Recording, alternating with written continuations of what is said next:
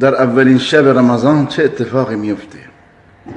رسول الله صلی الله علیه و سلم فرمودند که در شب اول رمضان الله متعال همه شیاطین سرکش را به زنجیر میکشه و دروازه های جهنم بسته میشه، هیچ دری باز نگه داشته نمیشه و دروازه های بهشت باز میشه، هیچ دری بسته نمیشه و یک منادی ندا میزنه. این قسمت خوب توجه بکنید. منادی ندا میزنه: یا باغی الخیر اقبل، ای کسی که خواهان خیر خوبی هستی رو بیار. و یا باغی الشر اقصر، ای کسی که دنبال شر هستی، دنبال بدی و گناه و معصیت هستی، کوتاه بیا.